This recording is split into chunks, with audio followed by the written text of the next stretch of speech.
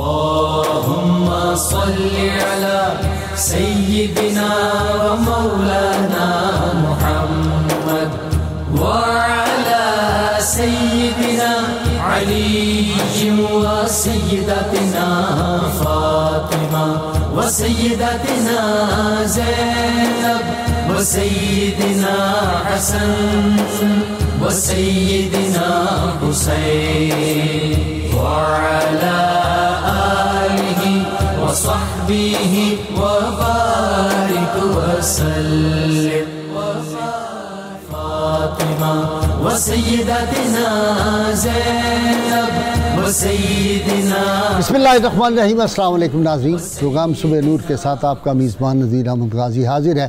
ناظرین کرام، حضرت ابو انیس محمد برکت علی صاحب رحمہ اللہ کی مشہور تالیف اسماء النبی الکریم صلی اللہ علیہ وآلہ وسلم سے ایک اسم مبارک پڑھنے کی سعادت حاصل کر رہا ہوں۔ سیدنا الجواد صلی اللہ علیہ وآلہ وسلم ہمارے سردار، سب سے زیادہ سخاوت فرمانے والے، درود و سلام بھیجے اللہ آپ صلی اللہ علیہ وسلم، آپ کی آل پاک اور آپ کے صحابہ کرام پر۔ حضرت عقبہ بن حارث رضی اللہ تعالیٰ عنہ بیان کرتے ہیں، میں نے حضور نبی اکرم صلی اللہ علیہ وسلم کے ساتھ نماز عصر پڑھی۔ جب آپ صلی اللہ علیہ وسلم نے سلام پھیرا تو آپ صلی اللہ علیہ وآلہ وسلم جلدی سے کھڑے ہو گئے اور اپنے کاشانہ اقدس میں تشریف لے گئے، اور پھر واپسی پر لوگوں کے چہروں پر عجلت کے باعث حیرانگی کے اثرات دیکھ کر فرمایا، مجھے دوران نماز سونے کا ایک ٹکڑا یاد آ گیا جو ہمارے پاس تھا، تو میں نے ناپسند کیا کہ وہ ہمارے پاس شام کرے یا رات گزارے، لہٰذا میں نے اسے تقسیم کرنے کا حکم دے دیا ہے۔ سیدنا ابو ہریرہ رضی اللہ تعالیٰ عنہ سے روایت ہے کہ رسول اللہ صلی اللہ علیہ وسلم نے ارشاد فرمایا، اگر میرے پاس احد پہاڑ کے برابر بھی سونا ہوتا تو مجھے یہ بات بہت پسند ہے کہ 3 راتیں مجھ پر اس حال میں نہ گزریں کہ اس مال میں سے کچھ بھی میرے پاس موجود ہو، یعنی سب کچھ بانٹ دوں، مگر صرف اتنا باقی رکھ لوں جس سے اپنے ذمہ واجب الادا قرض ادا کر سکوں۔ ناظرین کرام، آج کا ہمارا موضوع جو ہے بڑا اہمیت کا حامل ہے، دلچسپ ہے اور مشکل بھی ہے۔ یہ نفس امارہ سے نفس مطمئنہ کا ایک سفر ہے۔ صوفیاء کرام کے ہاں ایک قول بہت مشہور ہے، اور اس کو یوں سمجھیں کہ یہ بنیاد ہے تصوف کی، کہ موتو قبل ان تموتو، کہ مرنے سے پہلے مر جاؤ۔ اس کے بارے میں صوفیاء کرام کہتے ہیں کہ اس سے مراد یہ ہے کہ اپنی خواہشات سے مر جاؤ، یعنی کوئی آرزو دنیا اور عقبہ کی بھی باقی نہ رہے۔ صوفیاء کرام کی نظر میں اس کی 3 قسمیں ہیں۔ وہ کہتے ہیں کہ پہلی اس کی قسم ہے خواہشات کو ترک کر دینا، یعنی، اور دوسری اس کی ہے لذات جسمانی کو ترک کرنا، بلکہ اس کے خیال کو بھی ترک کر دینا، اور اس بات پر کوئی فخر و مباحات نہیں کرنا کہ میں نے اس کو خواہشات کو ترک کر دیا ہے۔ تیسرا وہ فرماتے ہیں یہ بھی شعور نہ رہے کہ مجھے حضوری حاصل ہو گئی ہے، یہی بقا باللہ اور یہی فنا فی اللہ کا ثمرہ ہے۔ بنیادی طور پر ہر انسان کی، عام انسان کی یہ خواہش ہوتی ہے اور اس کے دل میں ہوتی ہے کہ وہ خیر فانی ہو جائے، لیکن یہ مادی دنیا میں یہ ممکن نہیں ہے۔ البتہ راہ تصوف میں حیات ابدی کی کچھ راہیں اور کچھ امکانات جو ہے وہ صوفیاء کرام پیش کرتے ہیں۔ وہ جو کہتے ہیں نا، کشتگان خنجر تسلیم راہ ہر زماز غیب جانے دیگرست، وہ جو اس راہ میں، اللہ کی راہ میں اپنی جان دیتے ہیں، اس کے عشق میں جان لٹا دیتے ہیں، ان کو ہر لمحے نئی حیات ملتی ہے اور ملتی چلی جاتی ہیں، کئی زندگیاں ان کو۔ صوفیاء کرام جب موتو قبل ان تموتو کے الفاظ اور اس ترکیب کو استعمال کرتے ہیں تو اس کے مطابق تبھی موت سے پہلے وہ اپنے نفس کو مار دیتے ہیں، اور یہ جو نفس کی موتیں، اس کی 4 قسمیں جو قدیم صوفیاء انہوں نے بیان فرمائی ہیں، وہ یہ 4 موتیں پہلے اختیار کرتے ہیں۔ پہلی موت کو کہتے ہیں موت ابیض، یہ سفید موت۔ اس کا مطلب ہے یعنی بھوک، پیاس اور نیند پر صوفی قابو پا لیتا ہے، اور چونکہ اس سے اشراقیت یا قلب کی روشنی بڑھتی ہے، اس لیے اسے سفید موت کہتے ہیں۔ دوسری موت کا نام ہے موت احمر، سرخ موت، یعنی خواہشات پر قابو پا لیتا ہے صوفی اور خواہشات کا خون کر دیتا ہے، اس لیے اسے موت احمر بھی کہتے ہیں۔ تیسری جو موت ہے اسے موت اخضر کہتے ہیں، یعنی سبز موت۔ آئندہ کی دنیاوی امیدوں کو بھی وہ خیر بات کہہ دیتا ہے، آئندہ بھی کوئی امیدیں نہیں وہ دنیا یا عقبہ کی رکھتا۔ اس سے معنوی ترقی اور سرسبزی ہوتی ہے جب وہ اس درجہ پر پہنچتا ہے، اس لیے اسے موت سبز کہتے ہیں۔ چوتھی موت ہے موت اسود، سیاہ موت، یعنی دائرین سے منہ موڑ لیتا ہے۔ چونکہ دونوں جہان سے آنکھیں بند کر لی، اس لیے اسے موت اسود سیاہ کہا جاتا ہے۔ مائی رابعہ بصریہ کا وہ آپ کو وہ یاد ہوگا واقعہ کہ آگ لے کے میں جنت کو جلانے جا رہی ہوں، پانی کا ڈول لے کے جہنم کو بجھانے جا رہی ہوں۔ لوگ یا تو دوزخ کے خوف سے اللہ کی عبادت کرتے ہیں یا جنت کے لالچ میں، اور میں صرف اس کے لیے، یعنی اصل میں تصوف اس بات کو کہتے ہیں کہ صرف اس کے لیے آدمی ہو جائے، اور پھر جب یہ موتیں وہ اختیار کر لیتا ہے تو پھر اسے حقیقی زندگی حاصل ہوتی ہے۔ اس سلسلے میں بہت دلچسپ واقعہ ہے کہ صوفیاء کی بنیادی طور پہ جو نظر ہوتی ہے اس میں ہر زندہ نہیں ہوتا اور ہر مردہ نہیں ہوتا۔ اس کی مثال یہ ہے کہ حضرت جنید بغدادی رحمۃ اللہ علیہ ایک آدمی کا جنازہ پڑھانے کے لیے گئے تو آپ نے 5 تکبیرات کہی۔ لوگوں نے کہا جی نماز جنازہ کی 4 تکبیرات ہوتی، آپ نے 5 کیوں پڑھی؟ آپ نے فرمایا 4 تو اس مردے کے لیے اور 5ویں ان بظاہر زندہ مردوں کے لیے جو زندہ نظر آتے ہیں لیکن حقیقت میں مردہ ہیں۔ اس کا مطلب مجھے اس حدیث سے لگتا ہے کہ آپ صلی اللہ علیہ وسلم نے ارشاد فرمایا تھا کہ ذکر کرنے والے اور ذکر نہ کرنے والے کی مثال زندہ اور موت کی ہے، کیونکہ دل اللہ کے ذکر سے زندہ ہوتے ہیں۔ اسی طرح حضرت شبلی رحمۃ اللہ علیہ کا وقت وصال آیا، جو سیدنا علی حجویری کے آگے دادا پیر بلکہ پردادا پیر بنتے ہیں۔ ان کا آخری وقت آیا نزا کے وقت، تو انہوں نے مسکرا کر فرمایا کہ عجیب بات ہے، مردے جو ہیں وہ زندہ کے جنازے کی تیاری کر رہے ہیں۔ تو صوفیاء کرام کے نزدیک اصل زندگی یہ ہے جو سلطان العارفین سلطان باہو رحمۃ اللہ نے فرمایا تھا، کیتی جان حوالے رب دے اسی ایسا عشق کمایا ہو، مرن تو اگے مر گئے باہو تاں مطلب نو پایا ہو۔ تو یہ جو اسلامی تصوف میں فنا کے معنی وجود کے محو ہونے کے نہیں کہ وجود آدمی کا ختم ہو جاتا ہے، بلکہ فنا سے مراد اصل میں ہے انسانی ذات سے مذموم اوصاف جو ہیں وہ ساقط یا فنا اور معدوم ہو جاتے ہیں، اور بقا سے مراد یہ ہے کہ اوصاف محمودہ جو ہوتے ہیں وہ بندے کے ساتھ قائم ہو جاتے ہیں۔ ناظرین کرام، آج کا ہمارا موضوع موتو قبل ان تموتو، مرنے سے پہلے مر جاؤ۔ اس میں میرے ساتھ شریک گفت جناب پروفیسر محمد سعید احمد خان صاحب، ان کے ساتھ ڈاکٹر سعید احمد سعیدی اور پروفیسر اپنا ناصر محمود آج میرے مہمان ہیں۔ میں ابتدا کر رہا ہوں جناب خان صاحب سے۔ جی خان صاحب، موتو قبل ان تموتو، بعض لوگوں کو یہ بھی غلط فہمی ہے کہ ایک آدھ کتاب میں ہے کہ یہ حدیث ہے، لیکن زیادہ کا قول یہی ہے کہ قول صوفیاء ہے۔ بسم اللہ الرحمن الرحیم، اللہم صلی علی محمد وعلی آل محمد وبارک وسلم۔ مرنے سے پہلے مر جاؤ، آزاد ہو جاؤ گے۔ جو جیتے جی مر گیا، دنیا و آخرت میں تر گیا۔ نبی اکرم رحمت عالم صلی اللہ تعالی علیہ وسلم نے ہمیں جو اللہ کی کتاب دی، اس نے ہم پر واضح کیا کہ وَنَهَا النَّفْسَ عَنِ الْهَوَىٰ فَإِنَّ الْجَنَّةَ هِيَ الْمَأْوَىٰ۔ جس نے اپنے نفس کو خواہشات سے روک لیا وہ ہمیشہ کی زندگی میں آ گیا۔ جنت کا معنی یہاں یہی ہے کہ اس کو ہمیشہ کی خوشیاں نصیب ہوگی۔ نفس امارہ کا جو گرد ہے اس کو ہٹانے کے لیے کسی نے کہا نا کہ نہنگ و اژدہا و شیر نر مارا تو کیا مارا، بڑے موذی کو مارا، نفس امارہ کو گر مارا۔ یہ آسانی سے نہیں مرتا۔ صوفیاء نے ضمن میں ایک بڑی بات پیاری ہمیں بتائی، فرماتے ہیں کہ یاد داری کہ وقت زادہ نے تو ہما خندبودند تو گریاں، چنازی کہ وقت مردہ نے تو ہما گریاں بوند تو خنداں۔ ہاں، اقبال نے بھی اس طرح کا کہا ہے، اے بندے تجھے کچھ یاد ہے کہ جب تو نے دنیا میں قدم رکھا تو رو رہا تھا، باقی سب ہنس رہے تھے۔ تو آیا تھا تو روتا تھا، تجھے سب دیکھ کے ہنستے تھے، اب ایسی کار کر بندے وہ روتے ہوں تو ہنستا۔ اور جب جانے کا وقت آئے تو وہ رو رہے ہوں اور تو ہنس رہا ہو، اور اگر جاتے ہوئے بھی میں روتا ہوا گیا تو میں دنیا میں روتا ہوا آیا، روتا ہوا چلا گیا۔ اب اس حقیقت کو قرآن کریم نے ہمارے سامنے یوں رکھا کہ حکم دیا قدموا لانفسکم، آگے کے لیے کچھ بھیجو۔ کہیں کہا وتزودوا، مسافر ہو، زاد رحل ہو، کن فی الدنیا کانک غریب، جیسے حضور علیہ السلام کا ارشاد ہے کہ دنیا میں مسافر کی طرح رہو۔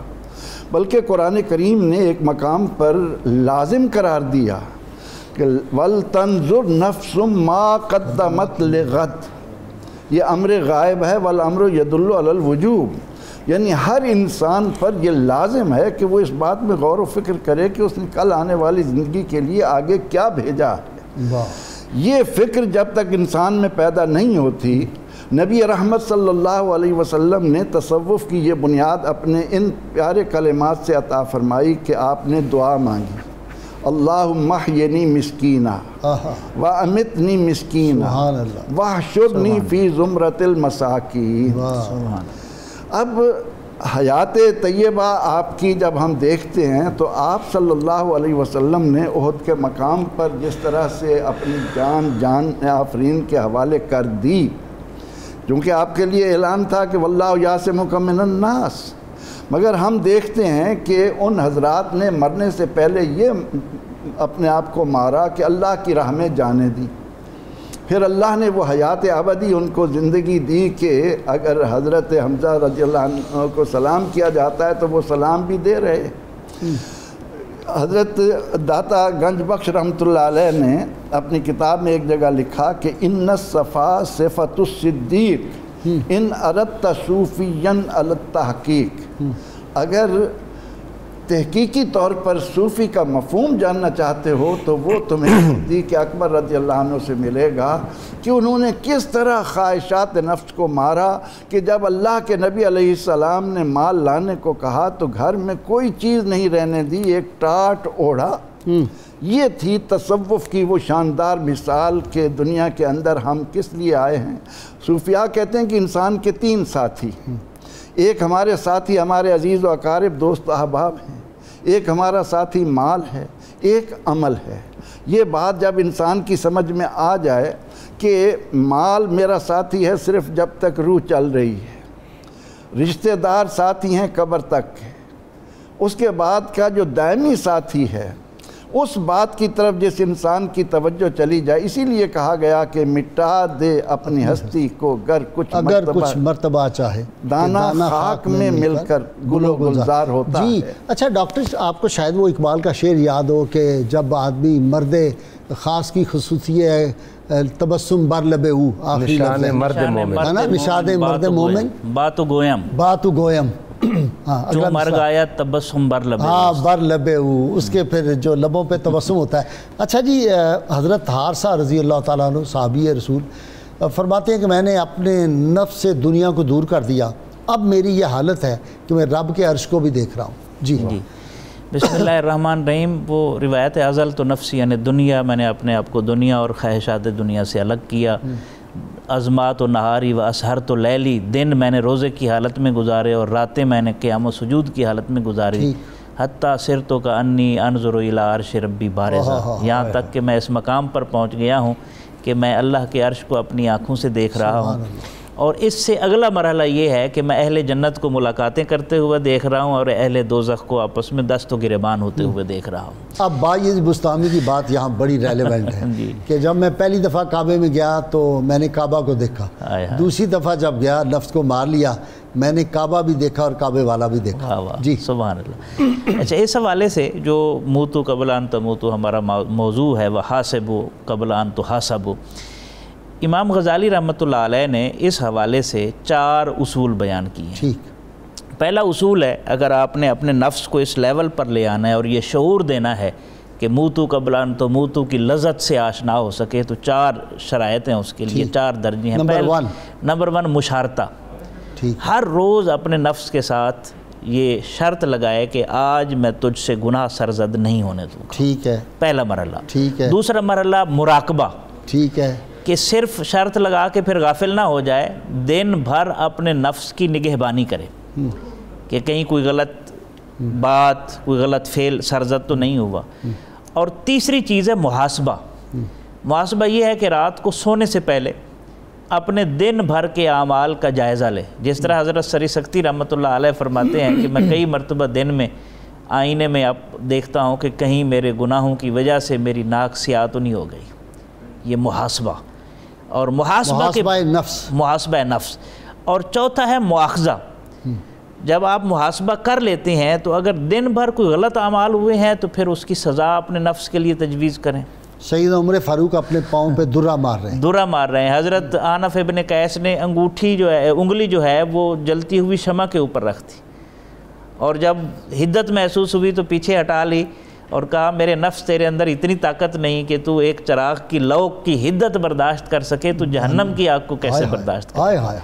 تو جو غلطی ہوئی ہے اس کی سزا دے. مثلا کئی ایسے بزرگ ہیں، ایک دفعہ جا رہے تھے، کوئی مکان دیکھا تو پوچھا یہ کس کا مکان ہے، پھر شرمندگی ہوئی کہ میں نے لا یعنی گفتگو کی ہے، پھر پورا سال روزے رکھے اس کے کفارے کے طور پر.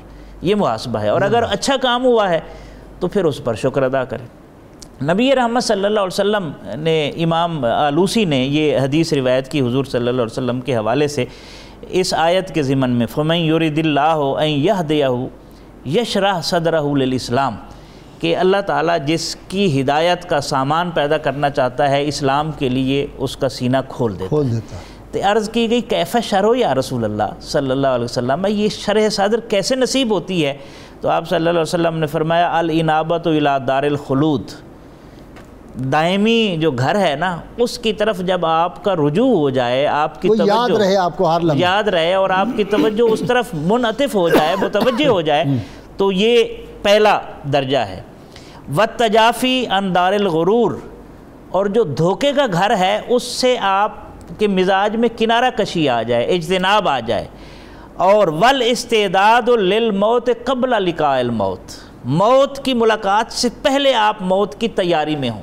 مثلا عبد الرحمن ابن نعم کہتے ہیں ان کے بارے میں کہ ایک بندے نے طے کیا کہ میں پوچھوں گا علماء سے، محدثین سے، کہ اگر یہ آپ کا آخری دن ہو تو آپ کیا کریں گے؟ تو میں نے سینکڑوں لوگوں سے پوچھا، اور جب میں محدث عبد الرحمن ابن نعم کے پاس پہنچا، ان سے پوچھا، انہوں نے کہا جی میں تو روزانہ جو کرتا ہوں وہی کروں گا. جی ناصر، وہ بہت دلچسپ ہے کہ ایک آدمی بھائی بستامی رحمۃ اللہ خدمت میں حاضر ہوا تو دستک دی، تو اندر سے پوچھا کہ کون ہے بھائی، کس لیے آئے ہو؟ اس نے کہا بھائی بستامی سے ملنے کے لیے آیا ہوں. ان کا 40 سال سے تو میں بھی اس کو تلاش کر رہا ہوں، بھائی بستامی ابھی تک تو مجھے نہیں ملا. یعنی وہ اللہ تعالیٰ کی محبت میں اپنے آپ کو غرق کر دینا. واہ، بسم اللہ الرحمن الرحیم. غازی صاحب قبلہ یہ موتو قبل ان تموتو 4 درجوں میں اس کو اگر لے جائے، جیسے ڈاکٹر صاحب قبلہ نے بیان کیا. پہلی بات تو یہ صوفیاء کہتے ہیں کہ خلق سے مر جاؤ.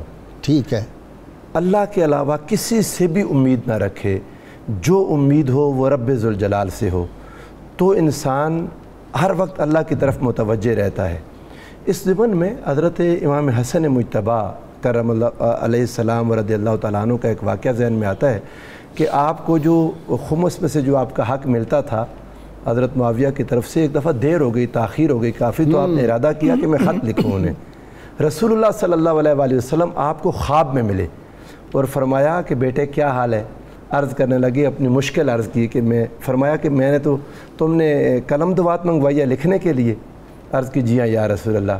آقا علیہ السلام نے فرمایا ایسا مت کرو، تم دعا کرو اللہ کی بارگاہ میں تمہیں کلمات سکھاتا ہوں. اور وہ کلمات تھے اللہم اقذف فی قلبی رجاءک، اے اللہ میرے دل میں اپنی امید کو مضبوط کر دے کہ میں فقط تجھ سے امید رکھوں.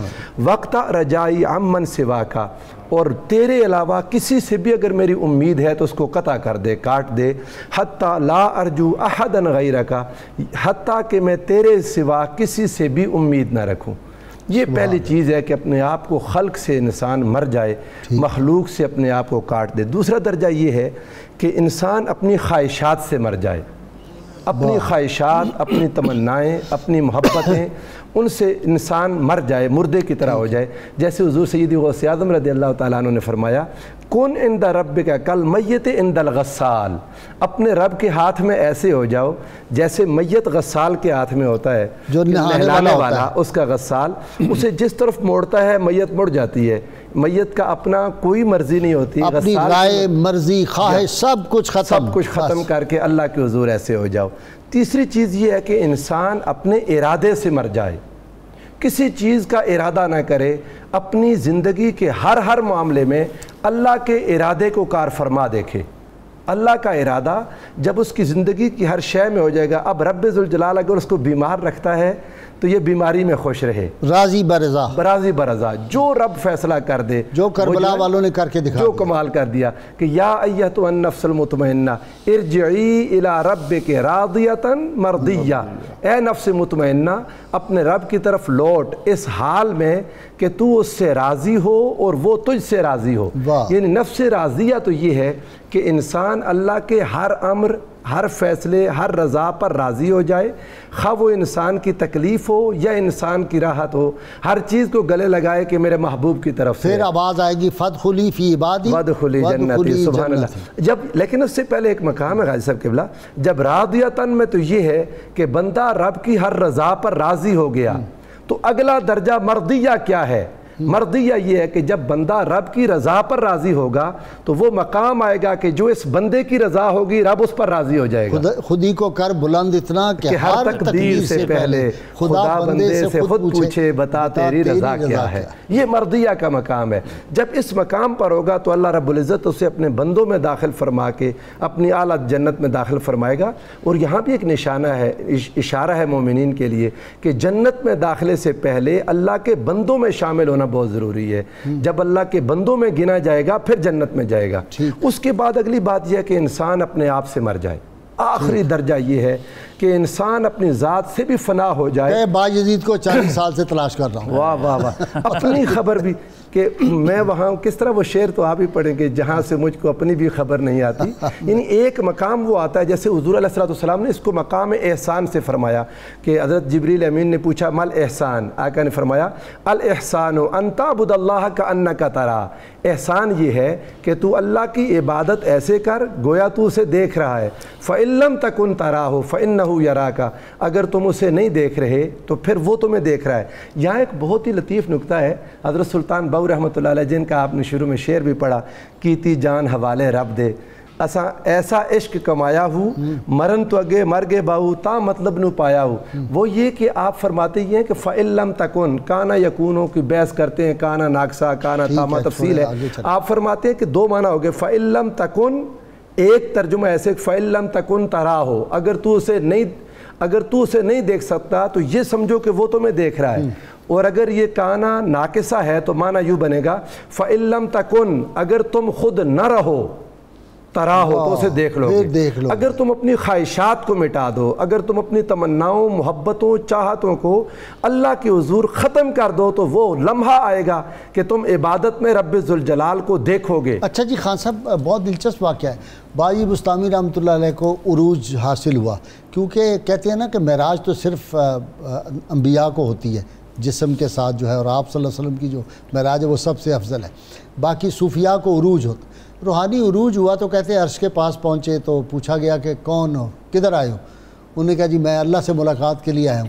ان کا وہ تو باجید کے دل میں رہتا ہے، ہمیں تو یہاں سے یہی پتہ چلا ہے۔ نبی اکرم رحمت عالم صلی اللہ علیہ وسلم کا ارشاد ہے کہ اللہ رب العزت فرماتا ہے میں زمین و آسمان میں کہیں نہیں سما سکتا، اگر سماتا ہوں تو بندہ مومن کے دل میں۔ اچھا، یعنی دل وہ آئینہ یار ہے، ذرا گردن جھکائی دیکھ لی، آئینہ دل میں ہے تصویر یار، ذرا گردن جھکائی دیکھ لی۔ دل دریا سمندروں ڈونگے تے کون دلاں دیاں جانے ہو، وچے بیڑے وچے چھیڑے وچے مند ونج مہانے ہو۔ جی 14 طبق دلے دے اندر تمبو وانگر تانے ہو۔ یہ دل کی وسعت۔ محمد بخش رحمۃ اللہ علیہ نے ایک بڑی خوبصورت بات کہی، فرماتے ہیں کہ موئے تاں روز حشر نو اٹھن، موئے تاں روز حشر نو اٹھن، عاشق نہ مر جاویں گا۔ فرماندے نہیں کہ جے تو مرے مرن تو پہلوں مرنے دا مول پاویں گا، مرن دا مول ہی تن تد ملے گا۔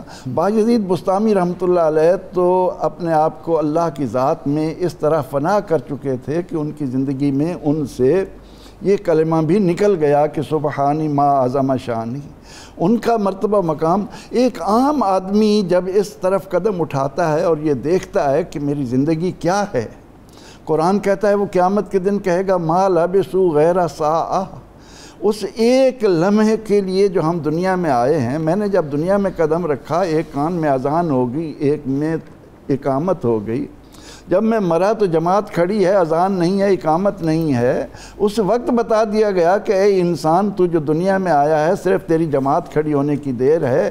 اب اس میں انسان کو شیطان جہنم کا ایندھن بنانے کے لیے دنیا کی امیدوں میں، مال و حرص میں، ایک بادشاہ نے ایک اللہ والے کو دیکھا، صوفی کو دیکھا تو کہا کہ مانگو، کیا مانگتے ہو؟ وہ کہنے لگا کہ تو میرے 2 غلاموں کا غلام ہے، تو اس سے کیا مانگوں؟ تو اس سے کیا مانگوں؟ وہ کہنے لگا ہے میں بادشاہ ہوں، آپ نے کیا کہہ دیا؟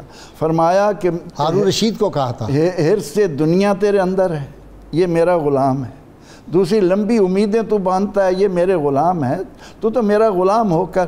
حقیقت یہ ہے کہ مرے بغیر زندگی ملتی نہیں۔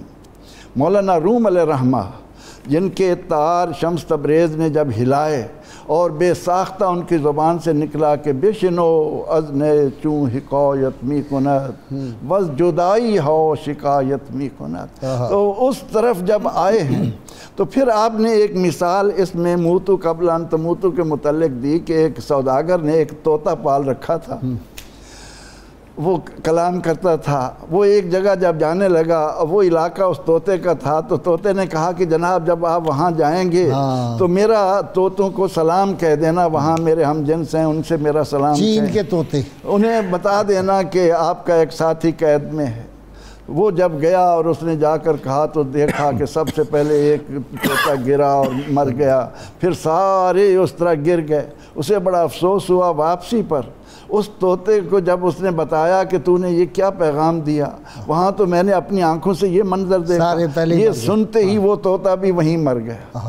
اب جب اس نے سمجھا کہ یہ مر گیا، اٹھا کر باہر پھینکا اور وہ اوڑ کر جا بیٹھا، کہنے لگے مجھے یہ پیغام ملا تھا کہ مرنے سے پہلے مرنا پڑتا۔ ناظرین کرام، بہت مختصر وقفہ باغ سنتے پڑھتے ہیں، یہ دلچسپ جو باتیں ہیں اور بڑی ایمان افروز اور زندگی میں انقلاب بپا کرنے والی یہ باتیں جاری رہیں گی، ہمارے ساتھ رہیے گا۔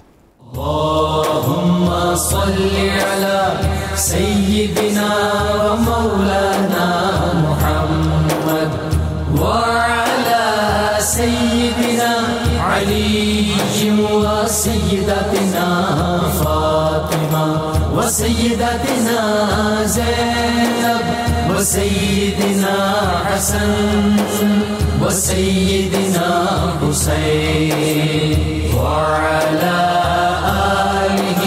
وصحبه وبارك وسلم اللهم صل على سيدنا ومولانا محمد وعلى سيدنا علي وسيدتنا فاطمة وسيدتنا زينب وسيدنا حسن وسيدنا حسين وعلى آله وصحبه وبارك وسلم مولانا محمد وعلى سيدنا علي۔ ویلکم بیک ناظرین کرام، رحمت کونین صلی اللہ علیہ وسلم ایک جہاد سے صحابہ کرام کے ساتھ واپس مدینہ منورہ کی طرف آ رہے تھے، تو مشہور حدیث ہے کہ آپ صلی اللہ علیہ وسلم نے فرمایا کہ اب ہم جہاد اصغر سے جہاد اکبر کی طرف لوٹ رہے ہیں۔ تو صحابہ نے پوچھا وہ کیا ہے؟ تو آپ نے فرمایا نفس کے خلاف جہاد۔ اس پہ مجھے بہت دلچسپ واقعہ یاد آتا ہے کہ سلطان محمد فاتح رحمۃ اللہ علیہ ترکی کے جو بانی تھے، اور آپ نے ان کے بارے میں آج کل تو ڈرامے میں بہت زبردست تغرل ڈرامے میں آپ نے دیکھا ہوگا۔ سلطان محمد فاتح کو خواب میں سیدنا عمر فاروق رضی اللہ تعالیٰ عنہ ملے، تو انہوں نے عرض کیا سلطان فاتح نے کہ سیدنا عمر ہمارے پاس گھوڑے بہترین ہیں، اسلحہ آپ سے بہتر ہے، خوراک ہماری آپ سے بہت اچھی ہے، صحتیں ہماری آپ سے بہتر ہیں، نتائج وہ نہیں آ رہے جو آپ کے تھے، آپ کے سورج غروب نہیں ہوتا تھا سلطنت میں، گھوڑے بھی کمزور تھے، خوراک بھی کمزور، تو وجہ کیا تھی؟ تو سیدنا عمر فاروق رضی اللہ عنہ نے فرمایا سلطان محمد فاتح ہم جب گھر سے نکلے تھے تو پہلے اپنے آپ کو فتح کیا تھا، پھر دنیا کو فتح کرنے نکلے تھے. تم پہلے دنیا کو فتح کرنے نکلے اور اپنے آپ کو تم فتح نہیں کر رہے. تو یہ اس میں خاص ایک رمز ہے. اور ایک میں آپ کو شبلی اور منصور کی بات سناؤں گا، لیکن پہلے میں ڈاکٹر سعیدی سے پوچھ لوں. جی ڈاکٹر صاحب، یہ جہاد اکبر ہے مشکل بڑا واقعی؟ بلا شبہ مشکل ہے. نبی رحمت صلی اللہ علیہ وسلم نے جامع ترمذی میں ایک حدیث پاک ہے، آپ نے ارشاد فرمایا القیس من دانا نفسہ، دانا وہ ہے جو اپنے نفس پر غالب پائے، اس کو اپنا ماتحت کرے. یہاں محدثین نے لکھا ہے اس کا معنی ہے حاسبہ نفسہ، اپنے نفس کا محاسبہ کرے. اور اس کے بعد وعاملہ لما بعد الموت، اور موت کے بعد کے لیے تیاری کرے. والعاجزو، وہ جو آپ نے فرمایا اپنے آپ کو فتح کرے. والعاجزو من اتبع نفسہ وتمنى علی اللہ، اور عاجز وہ ہے جو اپنے نفس کی پیروی کرے اور امیدیں اللہ سے رکھے. واہ، چلے نفس کی خواہش پر اور امیدیں، یعنی زندگی فرعون کی طرح گزارے اور انجام موسیٰ علیہ السلام جیسا چاہے، تو ایسا کبھی نہیں ہو سکتا. اچھا، اس حوالے سے حضرت حاتم اسم رحمۃ اللہ علیہ، ذوالنون مصری اور مختلف بزرگوں کی کچھ باتیں میں عرض کرتا ہوں. ذوالنون مصری رحمۃ اللہ علیہ فرماتے ہیں جب آپ گفتگو کرتے ہیں تو 4 چیزوں کا خیال رکھا کریں. پہلی چیز یہ ہے کہ جلیل سے محبت، آپ کی اللہ کے ساتھ محبت جو ہے وہ غیر مشروط ہونی چاہیے اور اسی کی رضا پیش نظر رہے. اور دوسرا قلیل سے نفرت، دنیا سے آپ کو نفرت کرنی چاہیے. نفرت کا یہ مطلب ہے ضرورت کے مطابق استعمال کریں، اس کی طرف نہ بڑھیں. جس طرح مولا کائنات حضرت علی المرتضیٰ رضی اللہ عنہ نے فرمایا دنیا منہ پھیر کر جاتی ہے تم سے اور آخرت منہ تمہاری طرف کر کے آتی ہے، اور دونوں کے بیٹے ہیں. دنیا کے ابنائے دنیا بھی ہیں اور ابنائے آخرت بھی ہیں. آج کا دن جو ہے عمل کا دن ہے، حساب نہیں ہے، لیکن کل کا جب دن آئے گا تو حساب ہوگا، عمل کی گنجائش نہیں ہوگی. تو قلیل سے نفرت. اور تیسرا فرماتے ہیں تنزیل کی اتباع، جو قرآن پاک نازل ہوا ہے اس کی اتباع کی جائے. اور چوتھا یہ ہے تحویل کا خوف، کہ ہر لمحے جو ہے وہ اس بات کا احساس رہے کہ کسی وقت بھی میرے دل کی کیفیت جو ہے وہ تبدیل ہو سکتی ہے، اور اگر میں اچھی کیفیت میں ہوں تو یہ نعمت مجھ سے چھن بھی سکتی ہے. اور یہی بات حضرت حاتم اسم رحمۃ اللہ علیہ نے فرمائی کہ 4 چیزوں سے دھوکہ نہیں کھانا. نیک جگہ سے دھوکہ نہیں کھانا، اس لیے کہ آدم علیہ السلام جنت میں تھے اور انہیں جنت سے زمین پر بھیج دیا گیا. اور اسی طرح کثرت عبادت سے دھوکہ نہیں کھانا، اس لیے کہ ابلیس سے زیادہ عبادت گزار نہیں تھا لیکن وہ گیا. اور کثرت علم سے بھی دھوکہ نہیں کھانا. بلم باورا جسے اسم اعظم تھا اور جس کی مثالیں دی جاتی تھیں، وہ کثرت علم کے باوجود تباہ ہو گیا. اور صرف صالحین کی صحبت سے بھی دھوکہ نہ کھانا، اس لیے کہ رسول اللہ صلی اللہ علیہ وسلم کی صحبت سے جہاں صدیق اکبر بنے فاروق اعظم، ابو لہب اور ابو جہل بھی اسی دور میں، عبداللہ بن ابی بھی اسی دور، عبداللہ ابن ابی بھی. تو اس لیے ان چیزوں سے دھوکے میں نہ آنا. تو یہ وہ سبق ہے جس کو ہمیں اپنے پیش نظر رکھنا ہے کہ معاملہ، یعنی حضور صلی اللہ علیہ وسلم نے خود فرمایا اگر اللہ رحمت نہ کرے تو کچھ نہیں ہو سکتا. تو صحابہ نے عرض کی حضور آپ نے فرمایا ہاں اللہ کی رحمت اگر مجھے نہ ڈانپے تو میں بھی کچھ نہیں کر سکتا. تو یہ پہلو جب تک وہ جو ہے کہ ایک انسان جو ہے وہ چلتا رہتا ہے جنت کی طرف اور صرف ایک بالشت کا فاصلہ رہ جاتا ہے تو جہنم کی طرف، اور ایک جہنم کی طرف سفر کرتا رہتا ہے. اور ایک لمحے میں حر کا معاملہ یہی تھا بالکل، جہنم کی طرف سفر کرتے کرتے ایک بالش سے بھی کم رہ گیا تھا اور جنت میں چلا گیا. بالکل ایسے. تو اس لیے ہمیں ان بزرگوں کی زندگی سے جو ہے وہ یہی سبق ملتا ہے. مثلا حضرت بشر ابن حافی، نبی رحمت صلی اللہ علیہ وسلم نے ان سے پوچھا کہ بشر تجھے پتہ ہے تیرے ساتھیوں میں اللہ نے تیرا رتبہ کیوں بلند کیا ہے؟ تو انہوں نے کہا آقا حضور کے سامنے جواب دینا ویسے بھی مناسب نہیں، صحابہ کی سنت ہے. تو عرض کی حضور مجھے معلوم نہیں ہے. تو آپ نے اللہ و رسول عالم، ہاں اللہ و رسول عالم. تو آپ نے فرمایا میں بتاتا ہوں کیوں تیرا رتبہ بلند ہوا ہے. خدمت کا للصالحین، تو نیکوں کی خدمت کرتا ہے. بے اتباع کا لسنتی، میری سنت کی اتباع کرتا ہے. و نصیحت کا لاخوانے کا، اپنے بھائیوں کے ساتھ تو مخلص ہے. اور اگلی بات و محبت کا لاصحابی و اہل بیتی، اور تو میرے اصحاب اور میرے اہل بیت سے محبت کرتا ہے. یہ وہ صفات ہے جن کی وجہ سے تجھے یہ مقام ہے. اور پتہ ہے مقام پھر کیا ملا کہ جو ان کے جنازے میں جب جا کے اللہ کے ولی اس دور کے تھے نا، مراقبہ کیا ان کے وصال کے بعد بشر حافی کے، تو فرمایا کہ کیا اللہ نے عطا کیا. کہنے بڑا کمال ہو گیا جب میں وصال ہوا میرا تو اللہ تعالیٰ نے کہا بشر حافی تمہارے جنازے میں جتنے لوگ آئے تھے میں نے ان کو بخش دیا. تو کہتے ہیں میں نے جواباً کہا یا اللہ بس تیری رحمت تو اتنی وسیع ہے جس کی حادی کوئی نہیں، تو بس اتنا ہی کیا. تو فرمایا پھر آواز ہے عاطفے کا بھی، بشر جتنے لوگ قیامت تک تم سے محبت کرنے والے ہوں گے ان سب کو بخش دیا.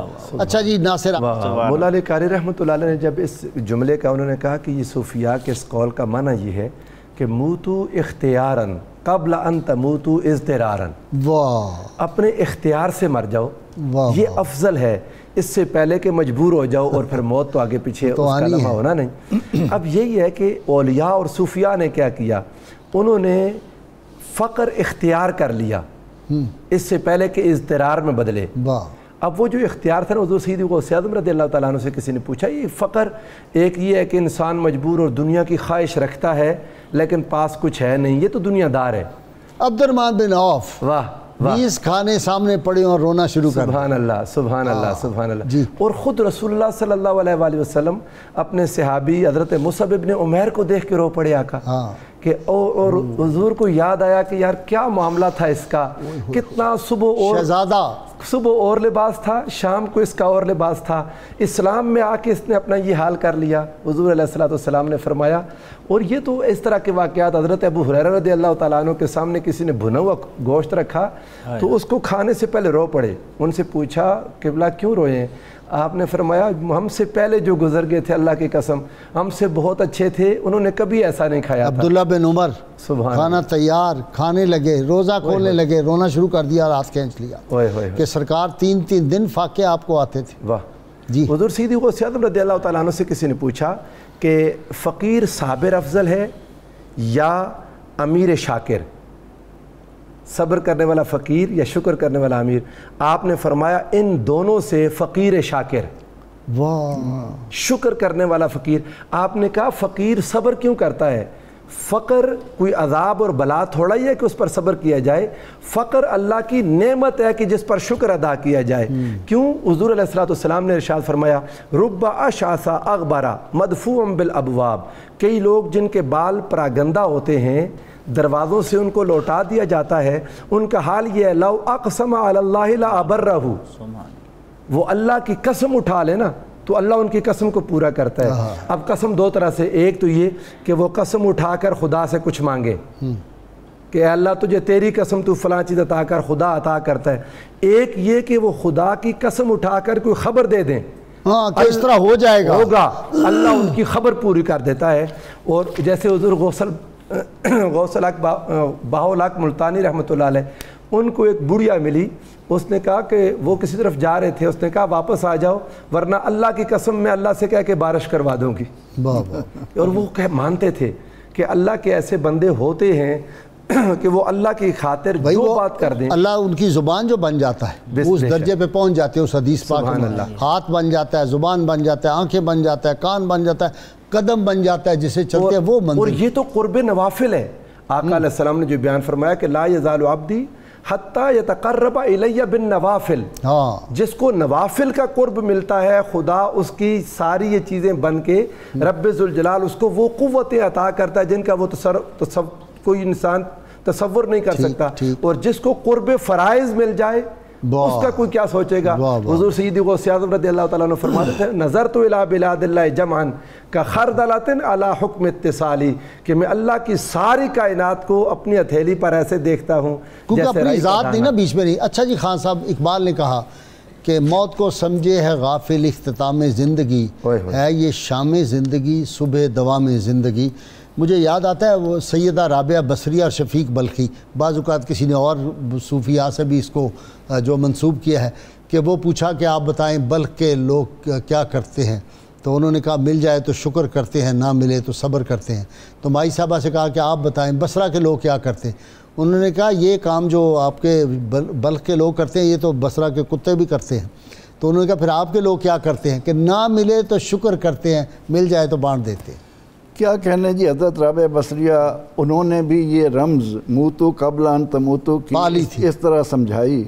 ایک مولوی صاحب کو دیکھا کہ وہ اپنی تقریر کے ذریعے لوگوں کو خوب ڈرا رہے، تو ایک کنارے پر کھڑے ہو کر کہنے لگی کہ مولوی صاحب کیوں اللہ کی مخلوق کو رلاتے ہو، بات تو اتنی ہے، کہو کہ اپنے آپ کو اللہ کی رضا کے لیے وقف کر لو. اتنی سی بات، جس نے اللہ ابراہیم علیہ السلام کو نہیں دیکھا تو بات یہ ہے کہ وہ کسی نے کہا نا کہ ڈرنا ہے تو ایک اللہ سے ڈر، مرنا ہے تو اس کی راہ میں مر، رکھ اس کی رضا پر اپنی نظر، پھر ساری یہ دنیا تیری ہے۔ ہم لاہور والوں کے لیے موتو قبل ان تموتو کو سمجھنا مشکل نہیں ہے۔ ایک وہ شخص ہے جو راوی کے اس پار لیٹا ہے جس کو جہانگیر کہتے ہیں، بادشاہ وقت کا، سارے خزانے، لیکن اس نے مرنے سے پہلے نہیں مرا، خواہشات کو قابو میں نہیں رکھا، وہ مر گیا۔ اور راوی کے اس کنارے ایک علی حجویری لیٹا ہوا ہے، جنہوں نے زندگی کی رمز پہچانی، جنہوں نے خواہشات پر قابو پایا، اپنے آپ کو پہچانا۔ کون کہتا ہے وہ مر گیا؟ قرآن پاک میں یہ جو کہا گیا کہ یا رسول اللہ صلی اللہ علیہ وسلم ما انت بمسمع من فی القبور، تو اس کا معنی یہ تو ہرگز نہیں ہے کہ نبی اکرم رحمت عالم صلی اللہ علیہ وسلم قبروں میں جا کر معاذ اللہ مردوں کو تبلیغ کرتے تھے۔ جن لوگوں کو یہ سمجھ نہیں آتی وہ یہ قرآن کے سیاق میں دیکھیں، ان پر یہ حقیقت کھلے گی۔ جو خواہشات نفس کا بندہ ہے اس میں اور حیوان میں کوئی فرق نہیں، اولئک کالانعام بل ہم اضل۔ اور جو اس رمز کو پا جاتے ہیں کہ ہم نے جس منزل پر پہنچنا ہے وہاں کس چیز کی ضرورت ہے، رب تعالیٰ نے ہمیں دنیا کے اندر کس مقصد کے لیے بھیجا ہے، تو وہ مر کر بھی نہیں مرتے، ان کو یہ مرتبہ مقام نصیب ہوتا ہے۔ وَمَا خَلَقْتُ الْجِنَّ وَالْإِنسَ إِلَّا لِيَعْبُدُونَ۔ اور وہ یعبدون کا مفہوم ایک بزرگ نے یوں سمجھایا کہ غلام کو خرید کر لائے، جب گھر آئے پوچھا کیا نام ہے، کہا حضور عبد ہوں، اس کا کوئی نام نہیں ہوتا، جس نام سے پکاریں گے میرا وہی نام۔ اور کیا کام جانتے ہو، کہا حضور غلام ہوں، جو آرڈر ہوگا بجا لاؤں گا۔ اور کیا کھانا پسند کرتے ہو، حضور میری کوئی مرضی نہیں، جو ملے گا کھاؤں گا۔ کیا پہننا پسند، اس نے جب اس انداز سے جواب دیا تو بزرگ وہیں رونے لگ گئے، ان کی آنکھوں سے آنسوں کی جھڑی لگ گئی کہ یہ ایک بندے کا غلام ہو کر اس کے اندر یہ صفت آ گئی ہے، میں بھی تو ہوں، میرا بھی تو کوئی مالک ہے، میں اس کے ساتھ کس تعلق سے۔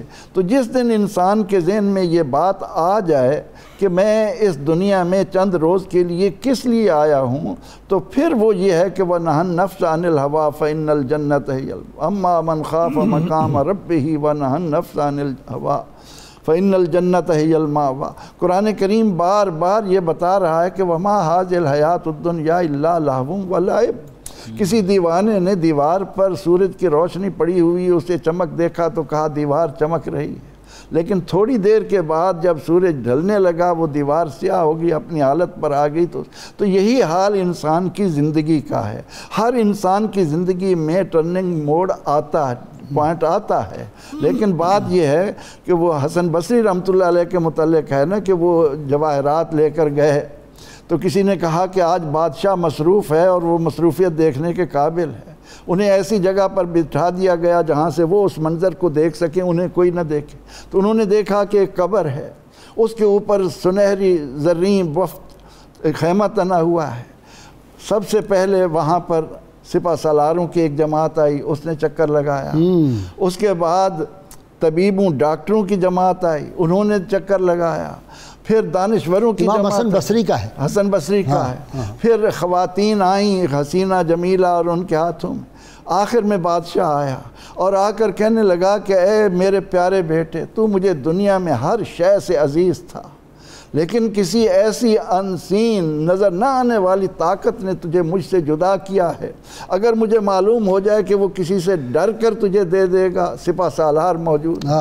اگر مجھے معلوم ہو کسی کے علاج سے آ جائے گا، دنیا بھر کے طبیب موجود ہیں۔ اگر مجھے معلوم ہو کسی کی حکمت و دانائی تجھے لائے گی، یہ دانشور موجود ہیں۔ اگر مجھے معلوم ہو وہ حسین عورتوں کا طلبگار ہے، یہ لیکن کچھ بھی اس کے آگے بس نہیں چلتا۔ یہ وہ راز ہے جو انسان کو مرنے سے پہلے مار دیتا ہے۔ جی ڈاکٹر صاحب، عطا اللہ شاہ بخاری مرحوم کا بڑا خوبصورت شعر ہے، وہ شعر بھی کہتے تھے کہ زندگی تو ہوس سے زر میں بسر کرتے رہے اور ایک کفن کے واسطے اتنا سفر کرتے رہے۔ جی سبحان اللہ، بہت خوبصورت۔ حضرت ابو بکر رازی رحمۃ اللہ علیہ فرماتے ہیں کہ میں نے سنا محمد ابن فضل کو، آپ فرماتے تھے 4 چیزیں ایسی ہیں جن کی وجہ سے اسلام چلا جاتا ہے۔ پہلی چیز یہ ہے کہ لوگ اپنے علم پر عمل نہیں کرتے، یہ ہمارے ہاں آج کل یہ المیہ زیادہ ہے، ایک سیلاب ہے انفارمیشن کا سوشل میڈیا پر، لیکن عمل سے پھر ہو گیا ہے۔ دوسرا، جس چیز کا علم نہیں اس پر عمل کرتے ہیں اور تیسرا، جو کچھ نہیں جانتے اسے سیکھتے نہیں ہیں، اور چوتھا یہ کہ جو سیکھ رہے ہوتے ہیں ان کو ٹارگٹ کرتے ہیں، جو کام کرتے ہیں تنقید انہی پر ہوتی ہے، ہمارے سامنے ہے۔ اور یہ بات بھی بڑی دلچسپ ہے کہ بے سکونی جو ہے نا وہ تمنا کا نام ہے، اور تمناؤں کو بڑھانے کا نام، اور جب تمنا اللہ کی رضا کے تابع ہو جائے تو سکون مل جاتا ہے۔ اس لیے بزرگ فرماتے ہیں کہ سکون حاصل کرنے کی فکر نہ کرو، بلکہ سکون دینے کی فکر کرو، تمہیں سکون مل جائے گا۔ یہ ایک ایسا راز ہے۔ حضرت بشر حافی رحمۃ اللہ علیہ کبھی کبھی جب نماز کا وقت ہوتا تو چہرے پر کیفیت تبدیل ہوتی، جس طرح کہ اصحاب رسول صلی اللہ علیہ وسلم کی بھی ہوتی تھی۔ تو کسی نے کہا یہ آپ اتنے ڈرتے کیوں ہیں؟ کہنے لگے القدوم علی اللہ شدید، اللہ کی بارگاہ میں حاضر ہونا بڑا مشکل کام ہے، اور جب یہ احساس پیدا ہو جائے انسان کے دل میں کہ میں نے رب کی بارگاہ میں پیش ہونا ہے، تو پھر زندگی کے کافی سارے مرحلے طے ہو جاتے ہیں۔ اور حضرت صوفی برکت علی رحمۃ اللہ علیہ فرماتے تھے کہ مردے کی 21 صفات ہوتی ہیں، لیکن ان میں سے چند ایک یہ ہیں، مثلا وہ اپنی مرضی سے کچھ نہیں کرتا، اس کی توجہ اللہ کی طرف ہوتی ہے، منہ تو قبلہ انت موتو، وہ کیفیت پہلے لے آؤ۔ اچھا، وہ اللہ کی طرف متوجہ ہوتا ہے، اپنی مرضی سے کچھ نہیں کرتا، دنیا سے بے رغبت ہوتا ہے، اور اس طرح کی آپ نے صفات گنوائیں۔ تو جب تک ہم اپنے آپ کو اس شعور کی کیفیت میں نہیں لے جائیں گے تو پھر یہ ساری چیزیں ایک جمع تفریقی ہے، اس کا حاصل اور حصول۔ ناصر، سفیان ثوری رحمۃ اللہ علیہ جب کوئی عمل کرتے تھے نا باہر پبلک میں، تو وہ واپس آتے تھے تو کہتے تھے وہ تو عمل ہوا ہی نہیں، یہ تو لوگ دیکھ رہے تھے، تو آ کے دوبارہ اس کو عمل کرتے تھے، اپنے نفس کو سزا دیتے تھے، آ کے خود پکڑ کے مارتے تھے اپنے پاؤں یا ٹانگوں پہ کہ یہ تم نے کیا ہے، یہ دکھاوا ہے۔ اصل صوفی جو ہے موتو قبلہ انت موتو ہے، اصل میں اخلاص کی انتہا، بس جی۔ اور وہ آج کل کے کسی پیر صاحب کا واقعہ کہ اپنے بیٹے کے ساتھ کہیں دعوت پر گئے تو کافی لمبی نماز پڑھی اور کھانا بہت تھوڑا کھایا تاکہ لوگ ان کے تقویٰ کو دیکھیں۔ واپس گھر آئے تو کھانا دوبارہ مانگ لیا، تو بیٹے نے کہا ابا جی کھانا تو آپ نے کھایا تھا، کہنے لگے وہ لوگوں کی وجہ سے تھوڑا کھایا تھا۔ اس نے کہا پھر نماز بھی دوبارہ پڑھ لیں، لوگوں کی وجہ سے آپ نے نماز لمبی پڑھی تھی۔ تو یہ ہے انسان اگر ایسے کام میں پڑے تو، لیکن اولیاء صلاح ایک ہے نا جی، یہ بھی جملہ آج ہمارے پروگرام میں تھا کہ حاسبوا انفسکم قبل ان تحاسبوا، اپنا آپ حساب بھی کر لو اس سے پہلے کہ تمہارا محاسبہ ہو۔ اور اس بارے میں حضور نبی کریم صلی اللہ علیہ وسلم کی حدیث پاک حضرت سیدہ عائشہ صدیقہ سے روایت کہ حضور علیہ الصلوۃ نے فرمایا لیس احد یحاسب یوم القیامت الا ہلک، قیامت کے دن کوئی ایسا نہیں جس کا حساب ہو مگر وہ ہلاک ہو جائے گا، جس کا حساب ہوا وہ ہلاک ہو جائے گا۔ رحمت صحیح جی ہاں، سیدہ عائشہ صدیقہ رضی اللہ عدل کریں تے تھر تھر کمبن، اونچیاں شانہ والے محمد صاحب فرماتے ہیں رحمۃ اللہ علیہ، واہ واہ واہ، اور عدل کریں تے تھر تھر کمبن اونچیاں شانہ والے، فضل کریں تے بخشے جاون میں جائے منہ کالے۔ حضرت سیدہ عائشہ صدیقہ رضی اللہ تعالیٰ عنہ ام المؤمنین آپ عرض کرنے لگیں یا رسول اللہ، قرآن میں تو یہ بھی ہے فسوف یحاسب حسابا یسیرا کہ آسان حساب بھی ہوگا، تو یہ آپ نے کیا کہہ دیا کہ جس کا بھی حساب ہوگا وہ ہلاک ہوگا؟ آقا نے فرمایا عائشہ انما ذالک العرض، یہ جو آسان حساب ہے نا یہ صرف پیشی ہے کہ پیش ہوا تو معاف ہو جائے، اور ولیکن من نوقش، جس پر جرح کی گئی حساب میں یہلک، وہ ہلاک ہو جائے گا۔ آقا علیہ السلام نے فرمایا کہ اللہ نے 60 سال کی عمر تک جو پہنچ گیا نا اس کا عذر ختم کر دیا۔ بہت شکریہ آپ تینوں مہمانوں کا۔ ناظرین کرام، کتاب الشفاء سے جی نسخے کا وقت ہو گیا۔ یہ لوگ اکثر پوچھتے ہیں کہ قرض ہے اس کی ادائیگی کے لیے کوئی وظیفہ بتائیں۔ ہر فرض نماز کے بعد 7 مرتبہ اللہم اکفنی بحلالک عن حرامک واغننی بفضلک عمن سواک، اس کو معمول بنا لے، اللہ تعالیٰ ادائیگی قرض کے اسباب پیدا غیب سے فرما دے گا۔ شرط یہ ہے اول و آخر 11 مرتبہ کوئی بھی درود پاک جو آپ کو آتا ضرور پڑھیں۔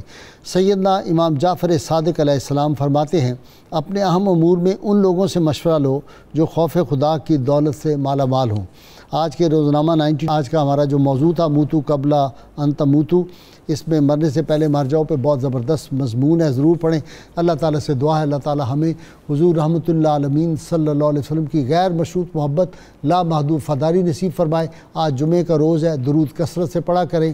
اور دعا کیا کریں کہ اللہ تعالیٰ کشمیر، فلسطین، برما اور ہندوستان کے مسلمانوں کو جلد از جلد آزادی عطا فرمائے، اور اللہ تعالیٰ ظالموں کو تباہ و برباد اور ظالموں کی نسلوں کو برباد فرمائے۔ نعرے کے لیے تیار ہو جائیے۔ پاکستان کا مطلب کیا؟ لا الہ الا اللہ محمد رسول اللہ صلی اللہ علیہ وسلم۔ اللهم صل على سيدنا ومولانا محمد وعلى سيدنا علي وسيدتنا فاطمة وسيدتنا زينب وسيدنا حسن وسيدنا حسين